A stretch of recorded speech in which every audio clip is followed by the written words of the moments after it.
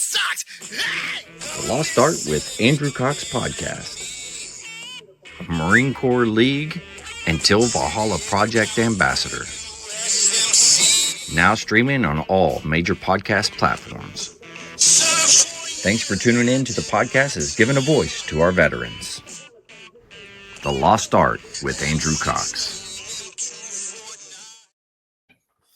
Hello, my friends, and welcome back to the Lost Art Podcast, that podcast giving a voice to our veterans. I'm your host, Andrew Cox, and today we're having another episode with Mike Fallon. But before we get into the episode, are you enjoying the podcast? Make sure you go to the website. That's thelostart.podbean.com. Go check us out, see what we're all about.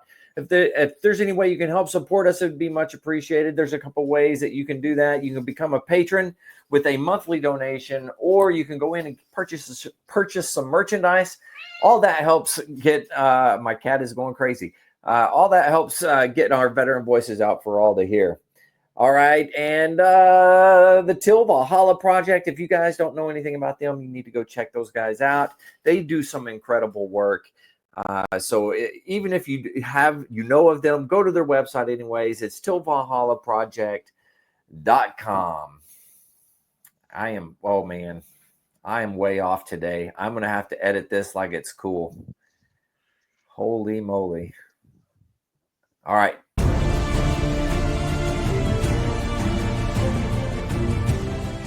Are you a Marine veteran?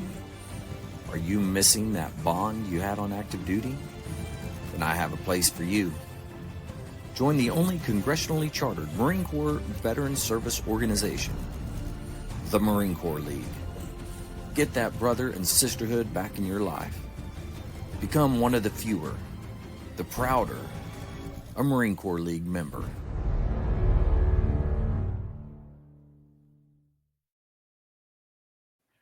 All right, Mike, I'm back. I'm having some issues today. Having a rough go at it. I don't know what I'm all tongue-tied. I can't think of what I'm supposed to say. But that's where I'm at. But I do know one thing's for sure, Mike. You have a book coming out, Hill 119, middle of August 15. So everybody needs to make sure they get out and get that book. So, yeah, Mike, how you doing? Well, AJ, I'm doing great. It was 118 yesterday here in Arizona, and today we're getting a break. It's only going to be 116. So if you're not in the swimming pool, hopefully you're inside in an air conditioner. It's kind of like being stationed at Yuma.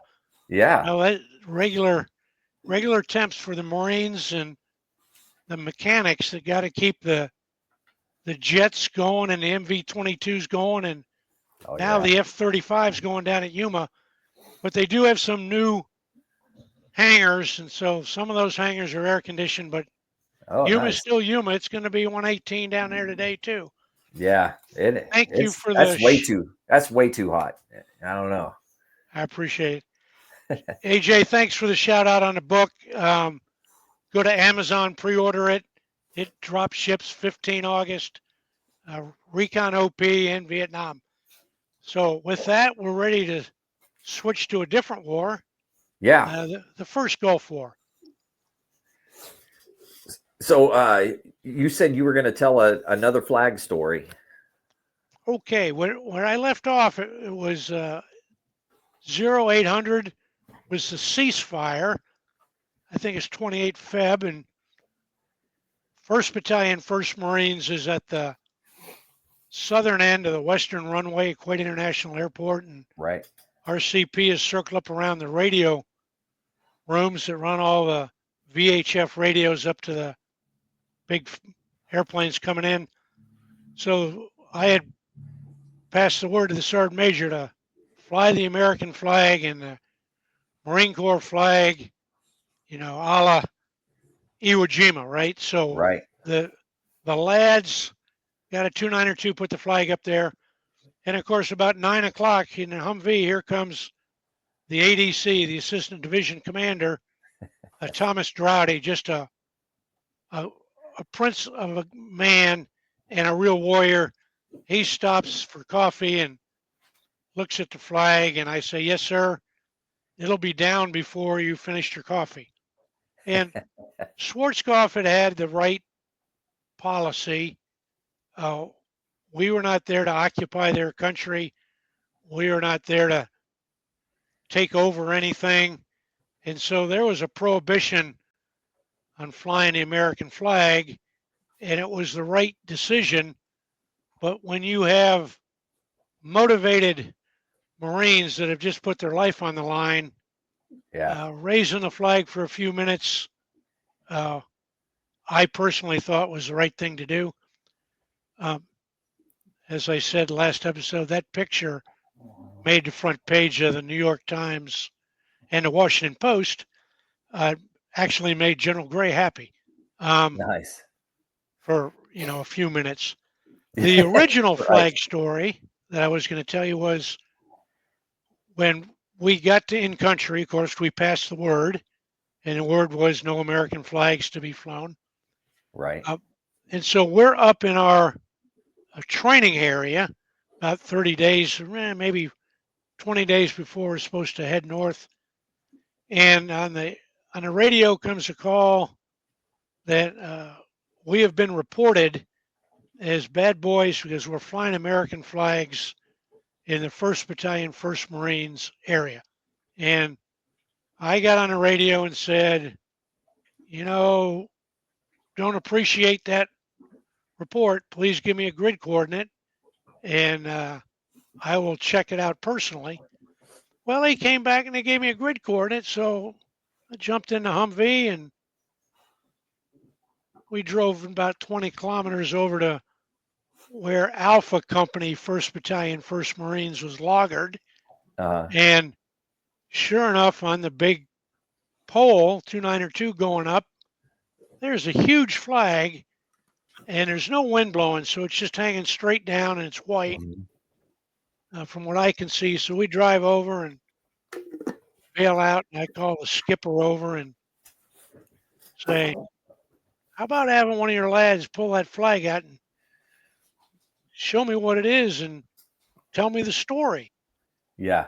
The company commander of Alpha Company 11 was Captain Robert Barrow. Mm-hmm. He had the tractor driver pull the flag out, and it was a huge flag. It hung from the top of the flagpole, like 20 feet down it, touching him. Wow. And it was the state of Louisiana flag. Captain Barrow is from the state of Louisiana, and that flag had flown over the Capitol building in Baton Rouge and had been sent out to him by one of the legislatures that was a friend of his and said, hey, maybe you need a flag. So I said, that's a great story, and you're not in violation of any rule I know, keep the flag. And I got on the radio and said, we have no flag of the United States of America flying, and if you want to drive the 95 kilometers up here and inspect us, or you can take my word, blah, blah, blah. That was the end of that. I need to remind our watchers and listeners who are historians, this Robert Barrow, of course, is the son, and he is a Marine Corps brat of our 27th Commandant of the Marine Corps, who at this point is retired. And that's Commandant General Robert Barrow from the good state of Louisiana.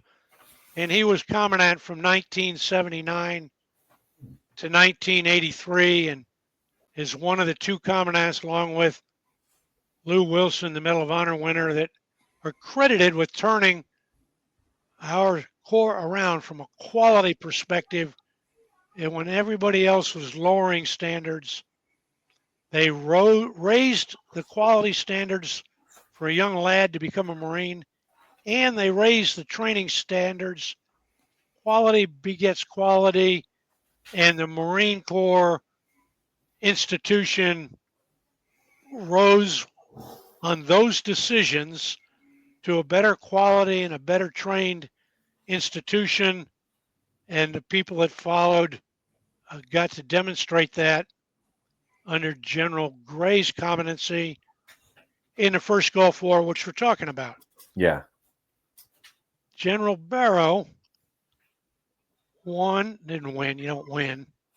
He earned, through exceptional gallantry, the Navy Cross and the Silver Star, both Wow. as a captain rifle company commander of Alpha Company, 1st Battalion, 1st Marines during the Korean War.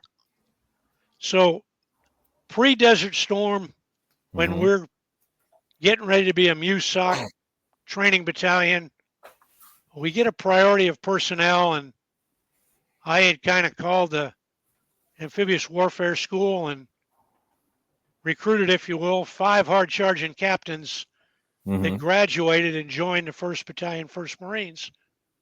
And when I interviewed Captain Barrow and said, you ought to come with me, I said, you know, you can come with me for 2 reasons. I know you're a good officer, but since I was a Marine brat and you're a Marine brat, you're going to have to understand that you'll get no slack from me.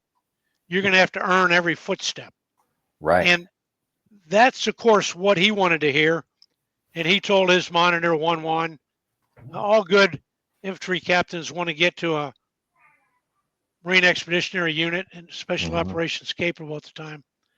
When he got here, he was disappointed he didn't get Alpha Company. There was already an Alpha Company commander. They'd been on the other previous float. And he went to the 3 shop with some of the other junior officers. Yeah.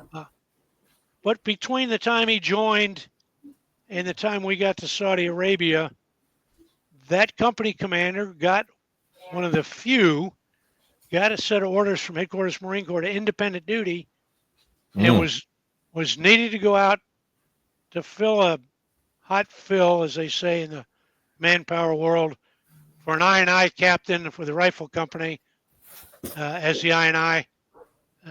It turned out that rifle company got activated, and that captain ended up in Saudi Arabia also. So Wow. Captain Barrow is the same captain that when we're doing the battle for the Albergon wants to attack east when we're supposed to attack north. Right. But, he did a fine job, and he earned a Bronze Star, serving in combat, under fire, in the attack with Alpha Company, 1st Battalion, 1st Marines. Very nice. Before I had made the decision to give him that company, I had a lot of help. And so the 1st Marine Association was at that time controlled by Korean War veterans. And one of their chapters was the Alpha Company chapter. And this is really pre-email, or pre where everybody and his brother had email. I certainly didn't have it. Right. But it was not pre-postal mail.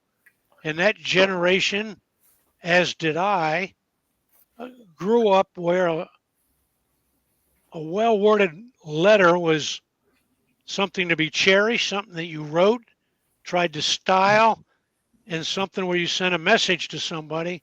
The Alpha Company 1-1 Association started a letter writing campaign the day they heard that the young son was coming to Alpha Company, and that there would be something wrong with me if I didn't immediately assign him as the commander of Alpha Company due to the synergy or the yin and the yang, or it was the right thing to do. I took the time to answer every single one of them and say the young lad would get a chance at some point in time to command, and that circumstances would lead to the right decision, but currently he's in the S3 shop doing a great job.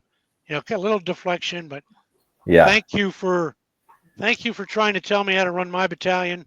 And a Marine Corps battalion, it's really belongs to the Marine Corps.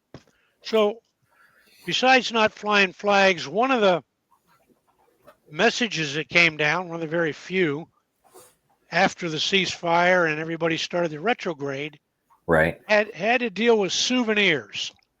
Mm. And in the Vietnam War, which was the last big war, you were allowed to bring home an individual souvenir that was a personal arm, or it had to be defactoryized. You had to take the firing pin out of it, but Right. an individual soldier, sailor, Marine could bring home an individual souvenir. Well, that caused a lot of problems back in the States. Okay. And so Schwarzkopf, wanting to get out in front of it, said no souvenirs. Well, everybody, all the commanders raised Cain, especially the Brits. Because Yeah. the Brits, as an institution, brought souvenirs back for their museums, Hmm. and they actually collected souvenirs to go to their museums, and part of doing that was every unit, and then almost every person got a souvenir. So there was a minor uproar, and then Schwarzkopf amended the policy and said units, squadron and above, could bring back one souvenir, and their thought process was something for the quarterdeck of a squadron, like a Zeus 23 anti-aircraft gun that Right. they had taken out, or maybe a recoilless rifle from the enemy, Hmm. or a machine gun from one of the infantry battalions. I told you that on our last interview, on the final day of the war, we had captured 10 Soviet-era tanks, Right. and they were all runnable. And so when one souvenir came back, we had a little officer staff NCO huddle, and I suggested, instead of taking a puny rifle, that our one souvenir ought to be one of these tanks. Oh, and everybody was all in for that. Yeah. Of course, we had an Amtrak company. And the Amtrak company had a first sergeant who actually was a tanker for his Okay. whole career. And they had a warrant officer and a maintenance debt. And we ended up spending 7 days at the south end of the west runway.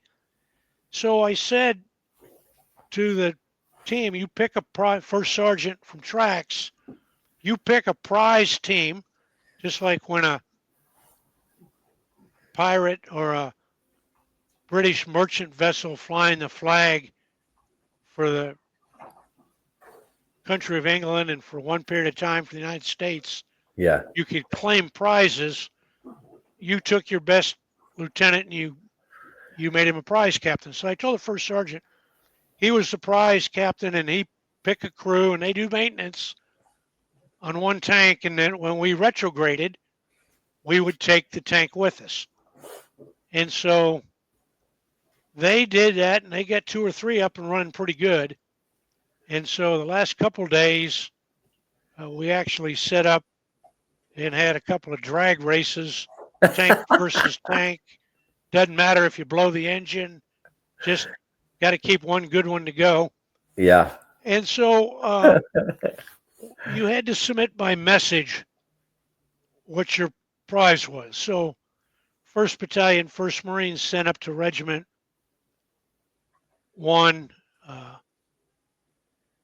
T-54. I think it was a 54. And Regiment sent it back down the word, you can't do that. And we sent the word back up, yes, we can. The guidance from Schwarzkopf is each unit gets one souvenir. That's the battalion souvenir. Well, regiment was tired of arguing, so they forwarded it up to division. The division staff went crazy, and the division staff was right then. The CP was at the main terminal for Kuwait International Airport, Right. and they had seen us playing with the tanks. So at the staff meeting, the the 4 brought it up and said one of the battalions wants to bring a tank back. And so instead of saying no, which would have been the bureaucratic thing, Yeah. General Myatt made a good leadership decision, and he said to the 4, if that unit can get the tank to its port of debarkation and get it from the port of debarkation in Saudi to their port of debarkation in the United States, then they should be able to bring the tank back. Oh, man, game on. Yeah. Yeah. So when after 7 days, we retrograded as a battalion task force down the Macadam Coast Highway to the division set up staging area at Manifa Bay. And that was a little bit up from the port, but allowed everybody to spread out and put volleyball nets in, clean weapons. The big thing you had to do is you had to wash your vehicles before you could backload vehicles. You got to go through an ag inspection that's by the U.S. Agriculture Department, just like you're coming back from the Right. Mediterranean or the Pacific. Same deal. And so we road march our tank back down to Manifa Bay, and one afternoon, the State Platoon guys come by and tell the Sergeant Major, hey, there's a bunch of Brits looking at our tank. And I said, okay, State Platoon, 24/7 watch on our tank. They're trying to steal it, which is what they were trying to do. Yeah. And so we had to put a guard on it down to Al Jabail.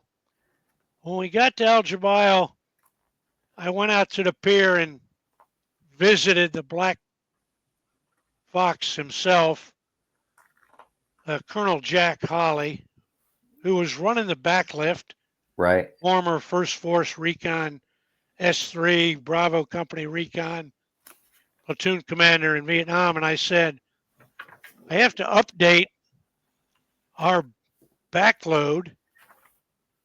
We have 57 track vehicles instead of 56. And he said, okay, that's a simple change. He writes it down. And he says, what is it really? And I said, well, it's that T-54 sitting out there on the pier. He said, well, just put an upside down V on it so we know it's friendly. Turn the turret around so it's not sticking out the front, so it takes the same lift footprint on the Ro-Ro as an Amtrak. And, we'll bring it back for you. Good to go. Nice. Long and short, Sergeant Major's CO's mess hat collection. It gets back to our port of debarkation, and we rent a lowboy and bring it in from Long Beach and take it up to Camp Horno in the middle of Camp Pendleton. Yeah. Take it off there and put it in the front of the 1st Battalion, 1st Marines, CP, where it remained for 25 or 26 years.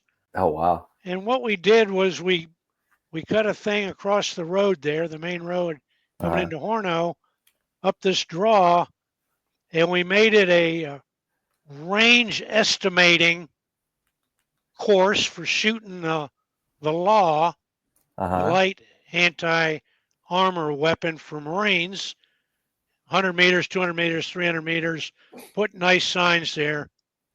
Somewhere in the 26th year, a regimental commander that'll go unnamed wanted to clean up the camp.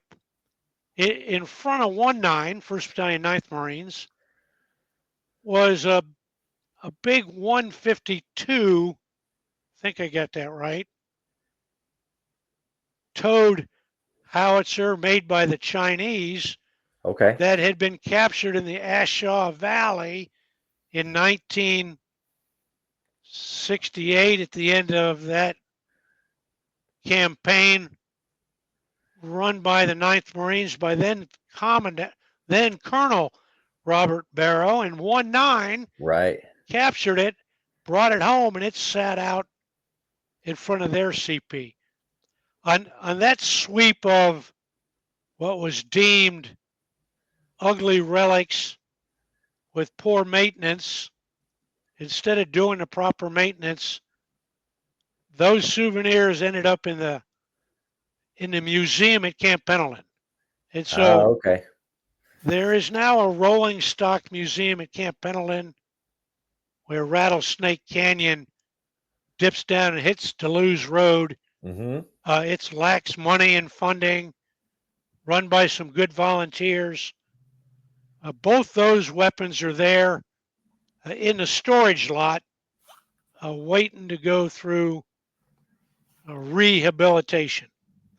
So that's the story of the Flag Alpha Company and the 1-1 souvenir, one tank that we were allowed to bring home by General Myatt's decision to put the challenge out to us. That is We pretty spent insane. 7 days while the politicians got their act together and Wade International. Then we road marched back to Manifa Bay and got our set of tents and started cleaning weapons and getting into the queue. And they'd made a rule that the first arrivers were going to be the first ones to go home, and the last arrivers, the last ones to go home. And so I took that as a personal challenge to find a way around that one. But while we were cleaning our weapons, we were getting bored. The troops were playing sand volleyball, Yeah. cleaning individual weapons, playing a lot of cards. I get to go in the water a little bit. The water was still fairly polluted because the oil wells, Oh, right. Red Adair actually did make it over to the Kuwait oil wells to help them put them out. Yeah. You know, after the ceasefire, he brought a couple of, he actually made a lot of good money. He brought a couple hundred of redneck West Texas oil bubbas to help put those fires out. General Boomer had accounted for everybody except one missing pilot, backseat guy from an OV-10 that had been shot down by a shoulder-fired heat-seeking missile in Kuwait. And that word had been passed at the nightly meeting, and I had said I would like to take the battalion back and find that person. And I thought we could find him if we just put manpower to it. Yeah. And so I went and asked a regiment, and regiment said that's to go back into Kuwait's a division decision, which it was. Right. It was really a MEF decision. So I meandered over to division and talked to the 3 shop and said, hey, give me a TAOR, Tactical Area of Responsibility, in southeastern Kuwait. Give me 4 or 5 days. Give me the last known location of the OV-10. And they said, why do you want to do this? And I said, well, 1, I honestly think I can find it. But 2, I got 1,000 Marines that are really bored. If we give them a mission and we take care of them like Marines, they're not going to get in trouble. Yeah. And so everybody hit the table, and we got to leave Manifa Bay and lots of supervision. Yeah. From lots of higher headquarters, and go on independent duty and do a road march back up to Kuwait. And having done underwater searches with a line of Marines and Navy personnel, Right. on a thick nylon cord, I called the 3 shop in and said, we're going to start at the last known place and we're going to put 500 Marines online, double arms interval at first light, and they'll search for 50 minutes, take a 10-minute break, and at noon I expect hot chow from our cooks, and at night we'll stop and start the next day, and we're gonna sweep the desert. Wow. And so we got a good grid to start with, and the first day, at the end of the day before Sunday, we found a piece of the tail assembly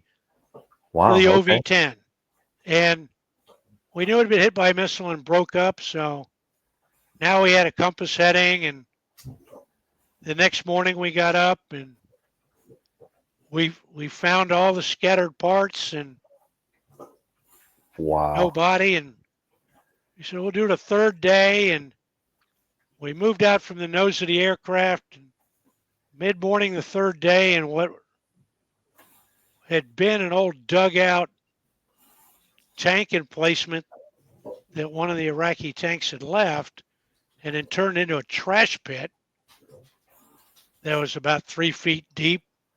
Uh-huh. One of the Marines walking around the side of it saw a Nomex glove and saw a boot and recognized a Nomex glove and a boot. Wow. And so 2 or 3 of the lads ran down into the trash pit and dug it out and found the body.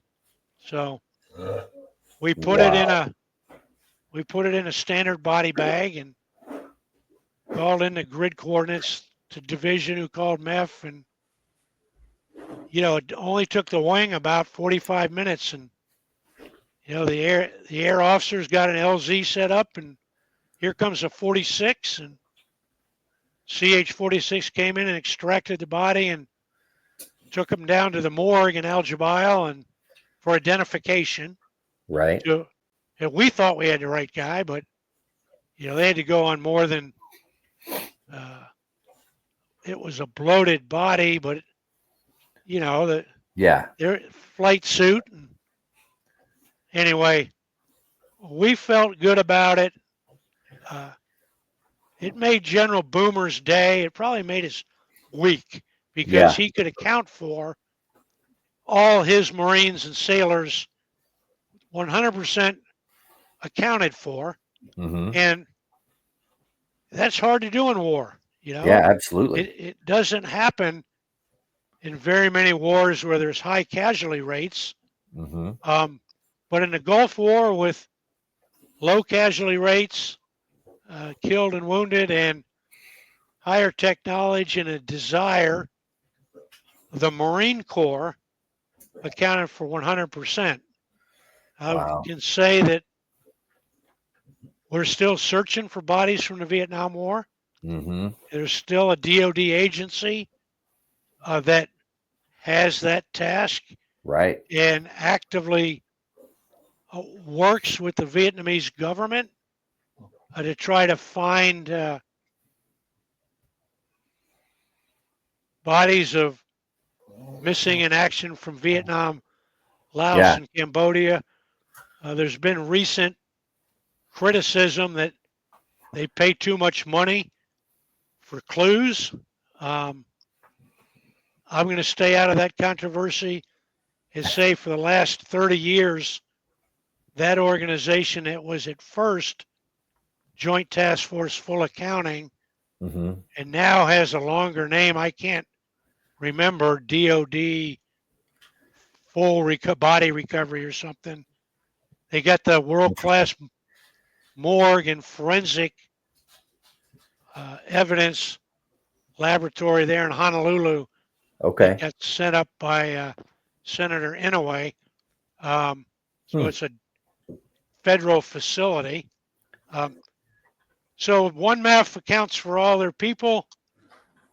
1-1 gets to go back to Manifa Bay. Mm-hmm.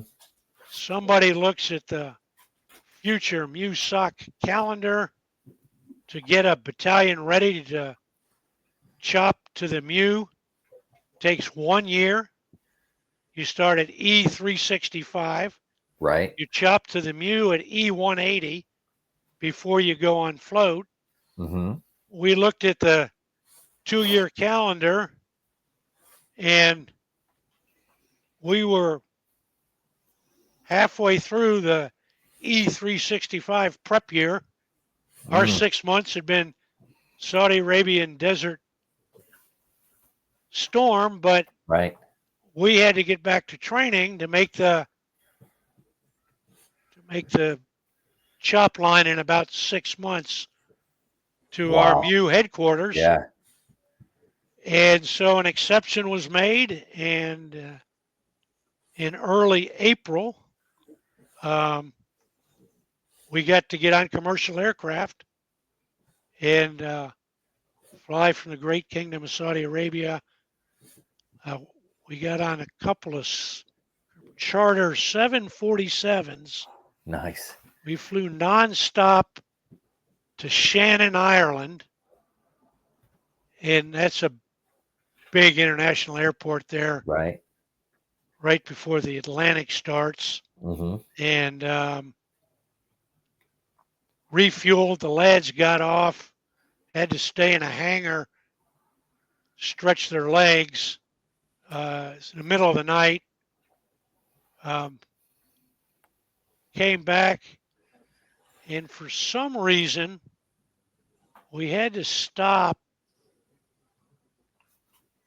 in Maine, and I'm forgetting the name of the place we stopped. And we had a little pissing contest because the civilian airport didn't want to let the Marines off the plane stretch their legs. We won that one, weren't there long, refueled, and then came back into Riverside to catch buses to come back to Camp Pendleton for our welcome home ceremony. And we had a little battalion ceremony there at Camp Horno, and everybody went out on 30 days of well-earned leave after we had locked all the weapons up. That Now, was in were you April. guys part of the ticker tape parade and all that stuff that took place?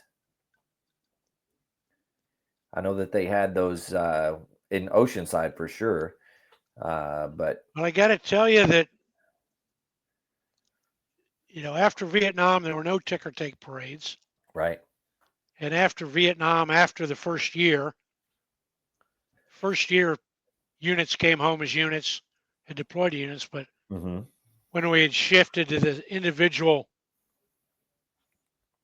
replacement policy, you came home by yourself, and they told you to get in civilian clothes and fly commercial air, and there's all kinds of, I think maybe a little bit exaggerated today, but statements about disrespect. Mm-hmm. There was absolutely no welcoming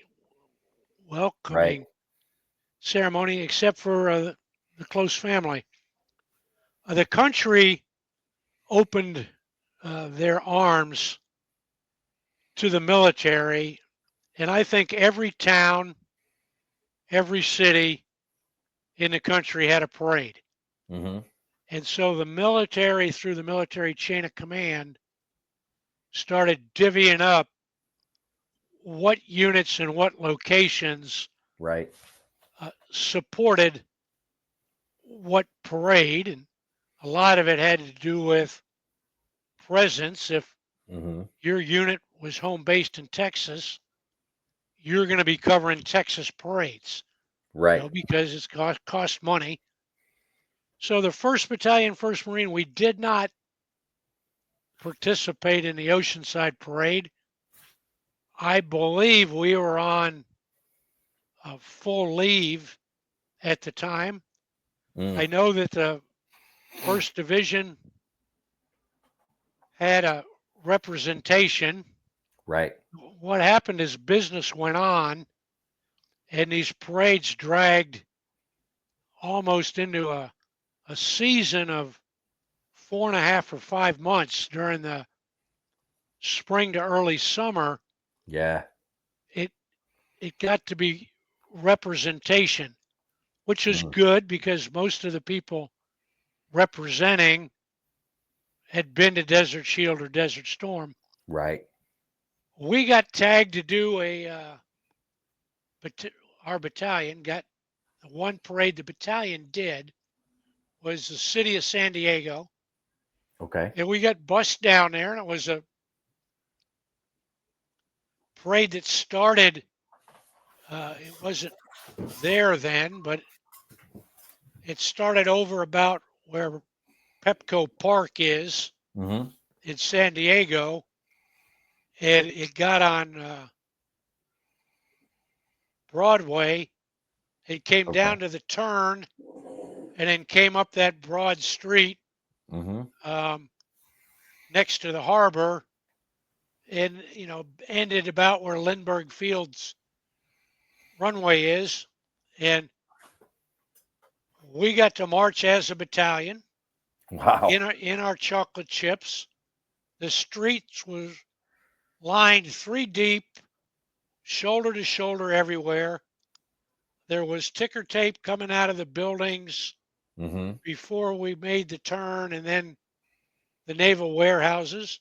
Hmm. The 1st Marine Division band and the 1st Marine Division colors Right. and a representative staff for the 1st Division led it.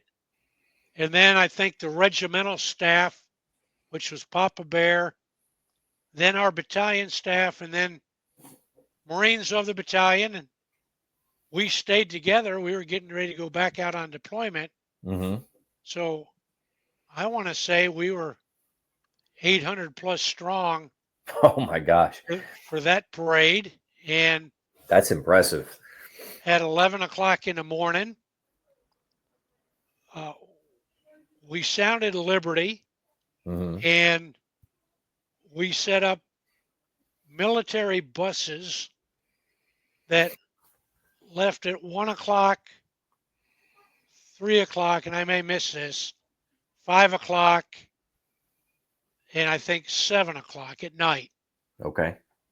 from a known gathering place. And the Marine could get on the bus and get a ride back to Camp Horno, where he lived, if he lived in a barracks. Right. I got to tell you, most of the Marines didn't do that. Liberty was authorized in chocolate chip camis for downtown uh, San Diego. Hmm. We had not authorized Tijuana. Uh, Somehow chocolate chip camis made it to Tijuana from 1-1. Um, Uh, I'm but not I surprised. would You gotta say have it. that we had a very grand opportunity.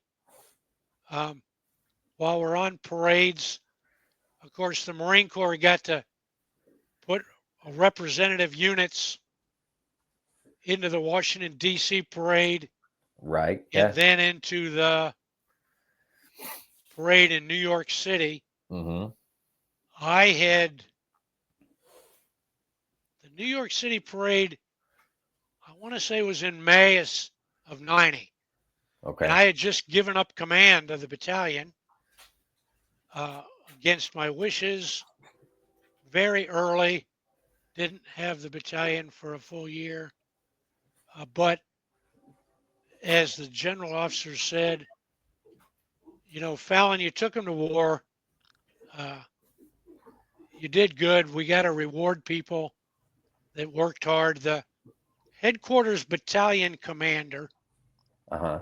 for headquarters battalion 1st Marine Division, a lieutenant colonel by the name of James O'Donnell. Oh, okay. He got 1-1 as a promise from Myatt, who said, if you do a good job with Headquarters Battalion, which is frankly a hard job that a Yeah. lot of people don't seek.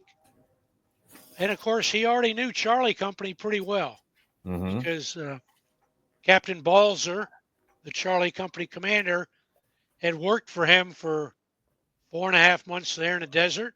Right. But so I passed the flag to James.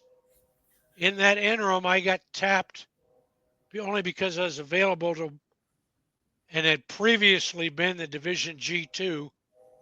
I marched with the 1st Marine Division staff, although not really assigned to them, in the New York City parade. Oh, wow. And meant that the Marine Corps put me on TD orders. I mean, you talk about a good deal, right? Yeah. Flies you to New York City and authorizes you to work chocolate chips. And Yeah. we started that parade. Same deal. It was, it was Noah's Ark. Every military service had representation, and Mm-hmm. one MEF was represented, and 1st Division, 2nd Division, and the wings were represented Right. in the logistics units with, I would say, company-sized units, but with a regular staff out front. Okay. And so I got to march with the 1st Division colors and the 1st Division staff in the G2 slot. And I'm remiss, I can't tell you which band got it. One of the Marine bands got the honor. And of course, the bands, AJ, as you know, were working 7 days a week then, Right. because Yeah. anybody that wanted a Desert Storm Home Company ceremony, Mm-hmm. parade, funeral, Right. they got music from the Marine Corps. And so, good time to be in the band. A Yeah. lot of travel, a lot of people very anxious to take care of Marines. We marched from the battery, and the battery to New York City, people, is the old fort at the very tippy point of Manhattan that Okay. was a British fort and then a Right. U.S. fort. And when you're at the battery, it's a park today. You can see Lady Liberty there Mm-hmm. across the harbor and bay. We queued up there, and we of course walked down Wall Street. And I had read about ticker tape parades. AJ, when we got there and we were in the middle of the parade, Mm-hmm. it was 12 inches deep Oh of my gosh. the shredded newspaper that we were No walking through. kidding. It wasn't here and there, and it was continued on every unit. Um, we That's walked up to, impressive. I want to say, 49th Street. Uh-huh. Somebody from New York will say I was wrong. Maybe it was 23rd Street. Wherever we walked up to and turned off, you got Liberty. And so, just like young Lance Corporals, 4 young Lance Lieutenant Colonels that were peers Right. whose names will go unnamed, we said, well, we were all staying down by the battery in a hotel. Yeah. We said, well, we'll just bar hop back. And it's like, it might have been noon, 12:30. Yeah. We walked into the first bar we saw, right? And ordered a draft beer and never paid for it. Yeah. And went to the next bar, and finally we hit some place and had sandwiches and more beer and never paid for it. And we just kept walking, and probably about 8 o'clock at night, not very late, the sun is down, and the 4 of us, we have no idea where we are. To say we were lit up would be honest. And so one of the boys said, let's not take a subway, Uh-huh. not because we're afraid, we think we can handle ourselves, but we don't want to get on the wrong subway and end up in Yonkers or something. You know, we haven't spent a nickel today. We Yeah. flagged down a yellow cab Uh-huh. in New York cab.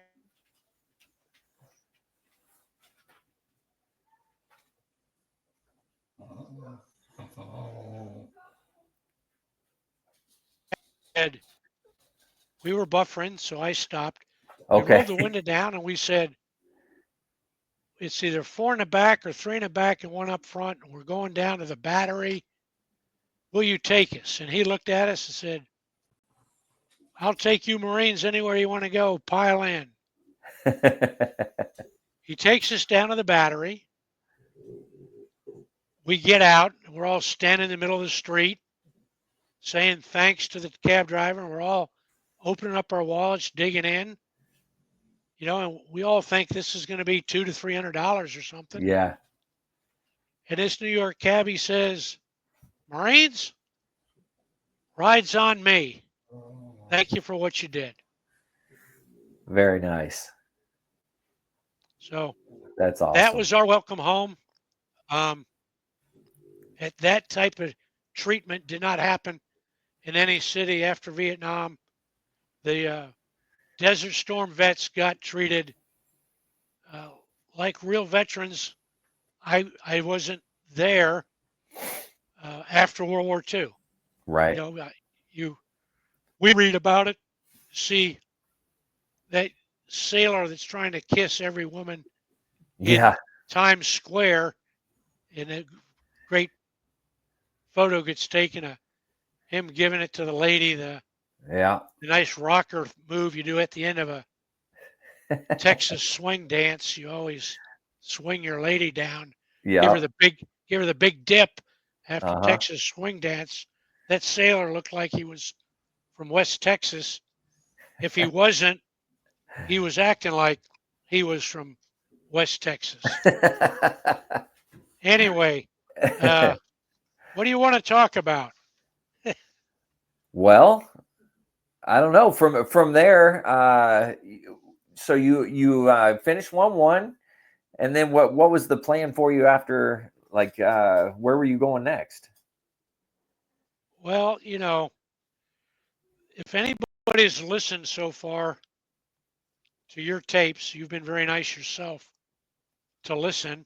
Um, they have learned that I like to do my own thing, and that's really kind of like a Lance Corporal, not a Lieutenant Colonel. And so the Marine Corps, and that means the monitor section called me, and I was a selected colonel, which was lucky for somebody that had been passed over for previous ranks. So I Mm-hmm. was very grateful. It should have been grateful just to salute smartly. They said, you have never had a tour of duty in Washington, D.C. I said, no, that's wrong. You look back to when I was a captain, I was down there at the Navy Yard. So then he comes back and says, you've never had a tour of duty at a higher headquarters staff or headquarters Marine Corps. And we believe it would be career enhancing for you to come to headquarters Marine Corps. Well, career enhancing is headquarters Marine Corps double talk for somebody that thinks that their career is going any higher. And you know, I was lucky to get promoted to my last 2 ranks. Right. And I said, you know, all due respect, sir, I don't need any career enhancing moves. Just send me back to division, or you know, if you got to, send me to MEF. You know, I've been deployed. Yeah. You know, leave me at Camp Pendleton. No, you've been homesteading. You were at MCRD before, and I said, no, but I went to Newport. Yeah, you went to Newport for 9 months. You're going to have to come to headquarters Marine Corps. And I said, I don't want to do that. Two of my friends, who were both 1-stars and serving in plans, policies, and operations, called me up individually and tried to recruit me for plans, policies, and operations. Mm-hmm. Read, they knew I was a hard worker and they wanted some boot colonel to come work hard for them. Right. Lots of great talk. And I said, I really don't want to do that. The monitor called back and said, I'm cutting orders for headquarters. They'll be there on Monday. I said, yes, sir. Got the orders, went to housing, scheduled the move. I had purchased a house when I got sent back to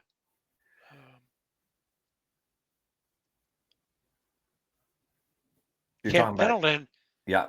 after my 9 months in Newport. They said, you never be in California again. So I sold my California house, went to Newport for 9 months. I'm back in California. I'm going to 1-1. And well, when I got back, I went on the division staff. Mm-hmm. And so I bought this house as lieutenant colonel with low priority on the housing list. I bought out in Oceanside, Mm-hmm. little 2-bedroom, one bath place down near the pier. And I still had that house. So learned my lesson. We're going to keep that house. I still own that house today. It's 8 blocks from the water. And if I ever retire enough, I'm going to make it my beach house and brush up on my surfing. Yeah. Right now it's a rental. So we get Very the orders, we set up the move. We're going to headquarters Marine Corps. Mm-hmm. I took the 30 days leave to stay in the house at California, dragging my feet, not wanting to go east. Right. One of the last things I had said to the monitor was, put me on the hot fill list. And the monitors kept in those days a hot fill. Mm-hmm. The hot fill was if they absolutely needed to have somebody at short notice, they could pick the phone up and you would do a leap X to support a move in a day or 2 days. Right. AJ, the truck is in front of the house in Oceanside. It is packed. Pre-cell phone. The officer of the day's sedan drives out from Camp Pendleton from 1st Yeah. Division and says, I'm to call the monitor. We had disconnected our phone in the house. No. So I say, okay. So I call the monitor and he said, I got to ask you something. You said you take a hot fill. You still interested? I said, yes. He said, I haven't told you where. I said, I assume it's not headquarters Marine Corps where I got to park at the Navy Annex and either walk 1,000 miles to the Pentagon or up a bunch of stairs Yeah. and be the junior guy there at a big headquarters. He says, no. We have a hot fill for a G1. I said, well, I've never been a G1, but I'm willing to learn. Yeah. He said, okay, I'm going to cut orders for you. You got to, and it's like Friday afternoon. Might have been Thursday. I don't know. You got to be there Monday morning. I said, are you going to tell me where? He said, oh, yeah, MCRD San Diego. I Okay. said, you got to tell me that again. I want to make sure I'm hearing the right thing. And so he told me. I was ecstatic. The family was ecstatic. Um, I go out to the Mayflower man, who's got a local crew finishing up packing, and I tell him, do not take this truck cross country. Drive back to your dispatch and put it in a warehouse. Yeah. Unload it. And it goes in a warehouse. And he's pissed. And of course, I didn't go to the warehouse and watch that unload. Uh-huh. A couple months later, they reloaded it and brought it to our new house. Uh-huh. And our new house was one of 6 houses on the recruit depot, MCRD San Diego, Oh yeah. right between the general's house and the officers club. There are 5 colonels' houses. Mm-hmm. The one happened to be open, and if a house is open, any 06 in San Diego can take it. And so Wow. the G4 at the time, a colonel on base, and the chief did not want to put a Navy captain in a house when they could put a Marine in that house. So Uh-huh. they called me up and said, you're the new G1. Do you want a set of quarters? I said, next to the club, which means you walk 2 football fields to work. I mean, Yeah. you either walked in front of the general's house or you cut through his garden, his Uh-huh. little trail, walked across the parade deck in front of the 3-story building there. That's the headquarters building in San Diego.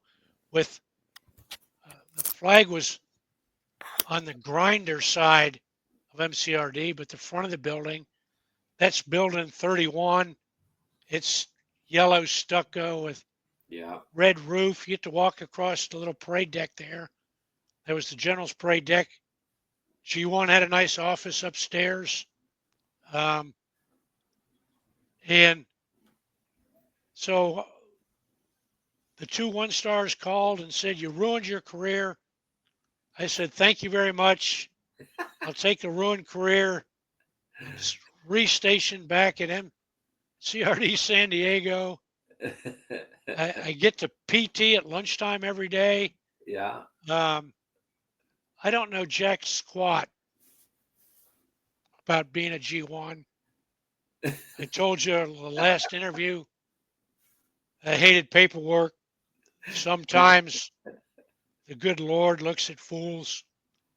I walk into the G1 the first day, and they have a civilian reception secretary, GS job, nice lady. I said hello. I said, is the G1 Alpha there? And she said, sure, he's expecting you. And I walk in, and there's Lieutenant Colonel stands up from behind his desk. And man, the guy is older than the ace of spades. I mean, he's skinny, he's old, he's ugly. And he says, you want a cup of coffee? And I said, sure. And the secretary is making coffee for him and me very nicely. And he's got a stately office. We sit down there, and he says, Colonel Fallon, welcome to the G1. And I said, you know,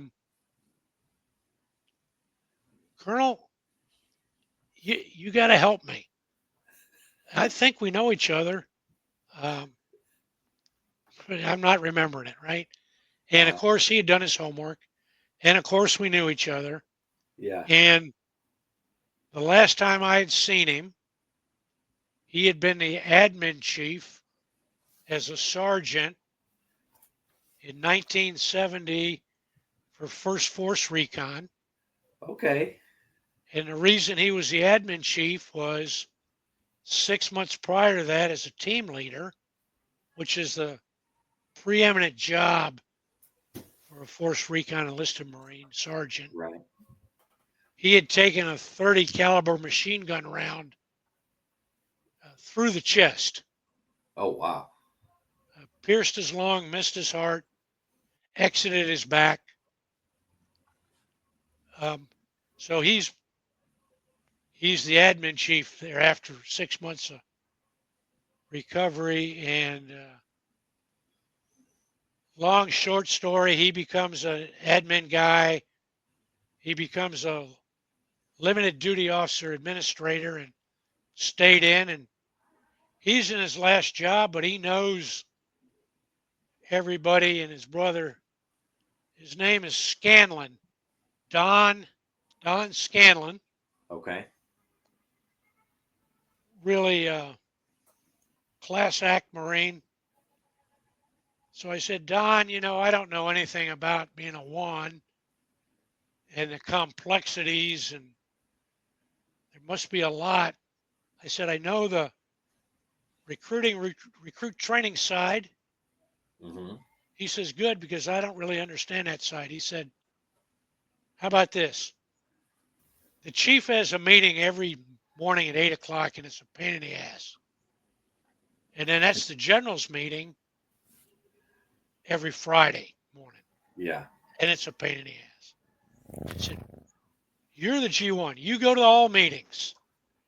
And you meet with the assistant chief of staff, colonel for recruiting, and you meet with the CO RTR, colonel, because you're a colonel, for recruit training. And you just go to everything that's outside this office. I'll take care of the office. I stood up and shake his hand and say, that's a sweetheart deal. And so Don Scanlon ran MCRD G1, signed everything Yeah. by direction for the general. I went to a lot of meetings and kept a big canvas logbook with one piece of tracing paper and wrote the notes and wrote real hard. I write hard anyway. Wrote all the notes and ripped it out every day. Just hand it to Don. Yeah. A tough day. I got to work every morning at 7. Read the message board, the naval message board. Uh-huh. You got to put your initial on it. Pass the board. It's classified. Uh-huh. To the next assistant chief's office. Walked down the hall to the assistant chief of staff recruiting at 7:30. He was a great, close personal friend. Still is today. A Marine colonel named Casey Roberts, who was an all-star recruiter. It was the guy that RS Baltimore 5 episodes ago who told me how to be a recruiter. Yeah. Scared shitless. Casey Roberts is he's now the assistant chief of staff recruiting, Western Recruiting Command, Mm-hmm. which means he gets to fly all around RS's west of the Mississippi, and Right. he has got to be the bad cop for the general and deal with 3 district director colonels west of the Mississippi and Right. all the majors. So the general, who's in charge of recruiting, the general at the time was Major General John Grenells. Okay. Another Vietnam workhorse. John Grenells, been a Vietnamese Marine advisor. Uh-huh. Holy moly, don't ever think you can outthink him or get one jump on him. After he graduated school and got his commission, Yeah. at graduation from the Military Institute, I think called West Point, he went and had a Rhodes Scholarship for a couple of years, and then became a real Marine first lieutenant. Yeah. So another great person to work for. But I get my coffee for a half hour, and there my job is to listen because assistant chief recruiting can't complain to the general, and he can't complain to the other 3 colonels. His wife won't listen to recruiting stories. She's a great lady, still is today. But me being a recruiter, I could listen, or at least pretend to listen, and drink a cup of coffee. Yeah. Yeah. Makes sense. Go to the 8 o'clock meeting with the chief of staff, take notes, then walk down hand the notes off, walk outside. It's always nice. It's always nice to be in a recruit training environment. Walk the grinder less than 3 years earlier, I had spent 3 years on. And instead of bugging the colonel, I would go down and have coffee with either the sergeant major or the executive officer of the recruit training regiment and just check in and walk back. And man, it's time to go PT. This being a G1's hard work. Yeah. And I got to tell you, I'm ruining my career in San Diego. Wow. Anyway, we end up, let's see. I think I can keep talking for a few more minutes on San Diego. Yeah. I did that for a year, and actually, I thought I was going to be slated by the monitors in to be the CO recruit training regiment. And when I first got there, I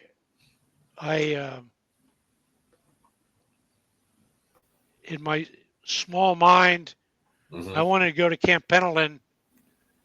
I'm an infantry guy. I want to be a regimental commander or a commander of a MUSOC Marine Expeditionary Unit. But I came to realize with 3 years as a lieutenant colonel on the grinder, 3 years as a recruiter, a year as a G1, I got 7 years in the recruit training pipeline. True. Yeah. A lot of experience. Probably I was at least a candidate for the recruit training regiment. And General Grenells said as much. And if General Grenells had stayed there,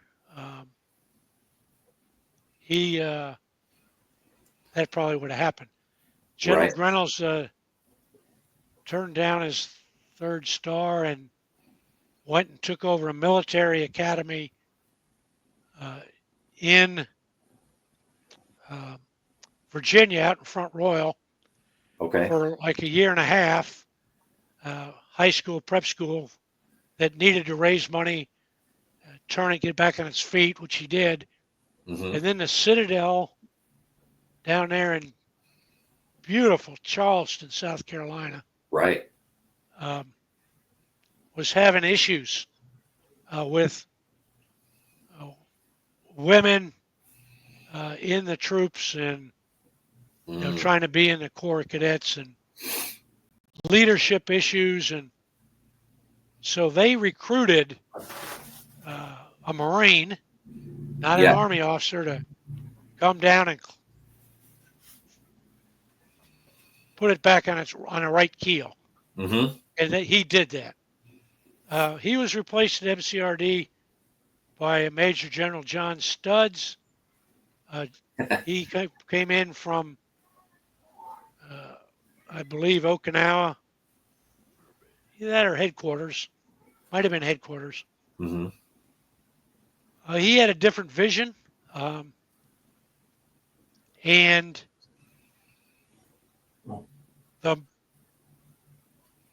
commandant was General Krulak, and it became the first year of command selection. And so the Marine Corps culturally changed from, in the old Corps, general officers managed all the officers and Right. staff NCOs in their unit. Okay. So in the first division commander, him and his sergeant major, they ran the show Right. with who the Marine Corps gave them. So MCRD San Diego was the same way. Command selection decided that headquarters Marine Corps would be wiser, and they'd have a board, put officers in what was known as command billets. Mm-hmm. And this was the General Krulak Initiative for Better Manpower Policy. And in the first year, it had been a tradition to put a lot of all-stars in MUSOC units Mm-hmm. and deploying units and warfighting units. And there was this thought that the supporting establishment was backwater. And that is not really true, but a lot of people thought it. Yeah. So for the first command selection boards, he said if your last command job was in the FMF warfighting and you get command selected, you'll end up in the supporting establishment.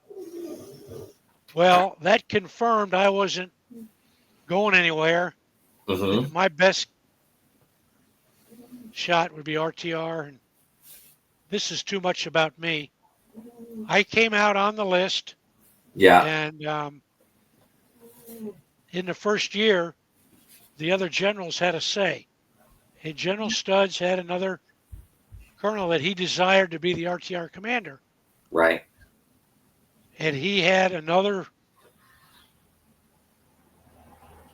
command vacancy that was a full colonel's job that's up at Camp Pendleton called Weapons and Field Training Battalion. Yeah. That double-hatted as the commander of Edson Range. Mm-hmm. And Steve Fisher was up there as the colonel, and his tour of duty was winding down. Mm-hmm. And so the general made the call to Washington and said, Fallon's going to get Weapons and Field Training Battalion, which was great. Mm-hmm. Got to spend 9 months as a G1 and then turn around and drive up to Camp Pendleton. Yeah. Well, now I'm commuting to Camp Pendleton to be at a rifle range at 4 o'clock in the morning. Yeah. And so the G4 comes to me and says,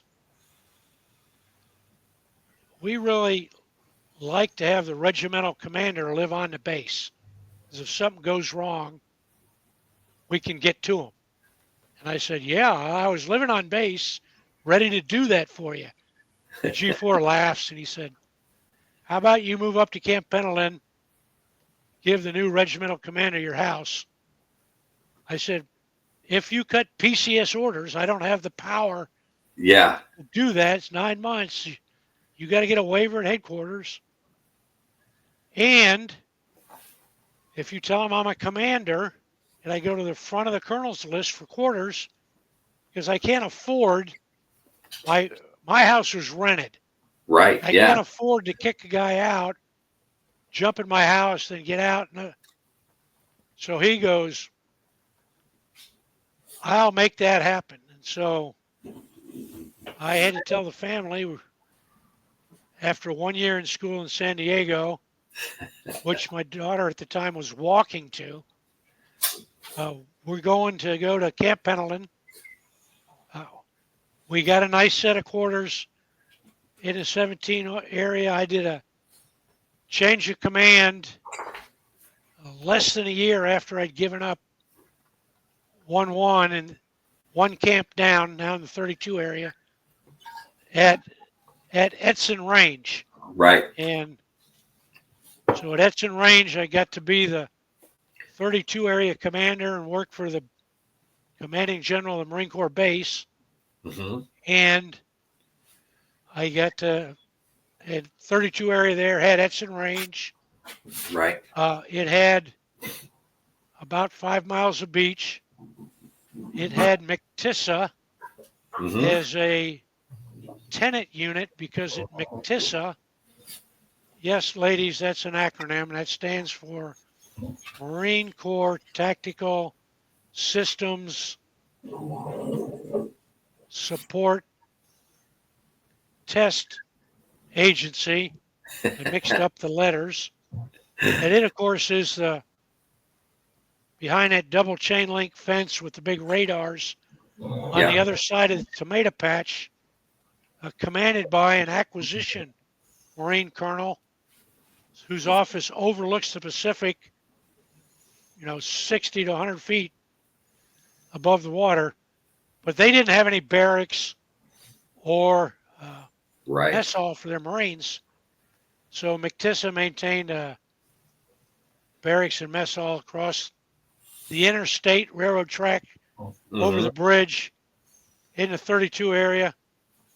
And I got to be the den daddy for the staff NCO enlisted housing in the 32 area called Stewart Mesa Housing, Wow. Okay. which was great because they were brand new townhouses Yeah. and they were world class, built by a private construction company, townhouse, by the number of children, directed the number of square foot in bedroom. Mm-hmm. Most of them were first family or second family into the unit. So it ran itself. So 32 area was, pretty simple. Right. Edson Range, you train privates, and you train privates how to shoot a live fire rifle. Mm-hmm. And for a human being that's never touched a rifle, that's high stakes. Yeah. And so there's a lot of supervision, and there's a big process. After Desert Shield, Desert Storm, Mm-hmm. the Marine Corps did a big study because there was a dissatisfaction in the ability of the infantry Marines to hit targets, and there was a dissatisfaction with the number of negligent discharges No kidding. Wow. that happened. Mm-hmm. And so the Marine Corps at the time had some guys at Training Education Command, Mm-hmm. and they called some of the new gunners, the new MOS that General Right. Gray had reinstituted for some of the infantry battalions. And at that time, there was two gunner communities. There was the real gunners that were infantry, Mm-hmm. prior 0369 gunnery sergeants or higher. Right. And then there were heavy barrels who shot for the big team at Quantico and became limited duty officers Okay. as warrant officers, got to wear the campaign hat, and also ran the rifle ranges of the Marine Corps, of which at the time there were about 17 or 18. So at Right. Edson Range, I had, at the time, 7 heavy barrel gunners. When I had been Wow. in 1-1, I had 1 real gunner. Uh-huh. So each of the heavy barrel gunners ran a range, and we had A through D range and had a pistol range, and they each had a staff, and we had a program of instructions. Mm-hmm. And so weapons and field training battalion taught the privates. The drill instructors from the series, they still did homeroom, but that's about it. Mm-hmm. They didn't do platform instruction. And so when I got there, the privates came north on a bus and went into barracks along with the drill instructor team Right. who came north and lived for 3 weeks at Edson Range. 2 weeks for the old standard known testing range. Mm-hmm. 1 week was field training.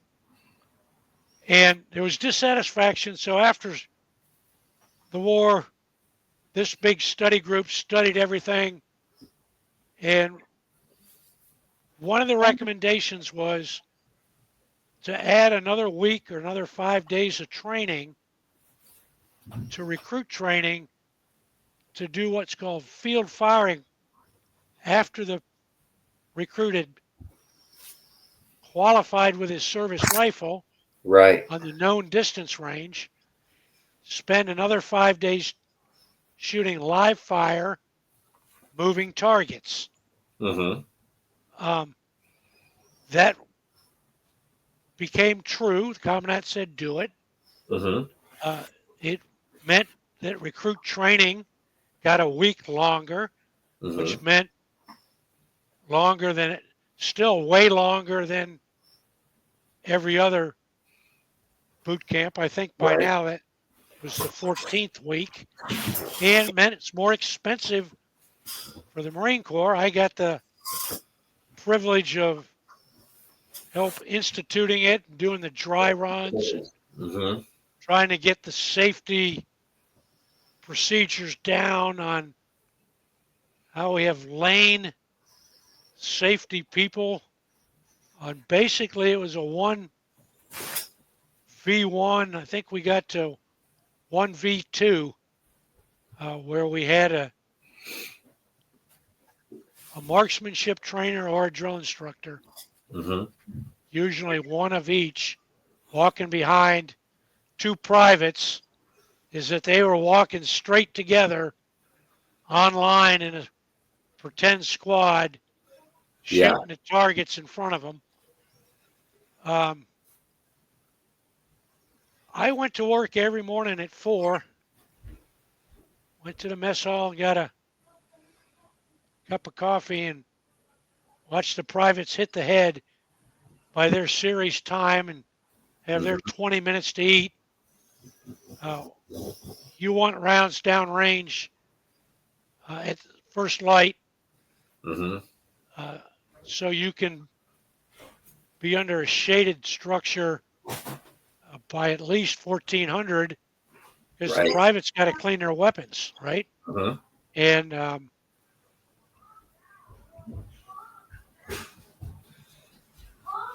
that takes time. And Yeah.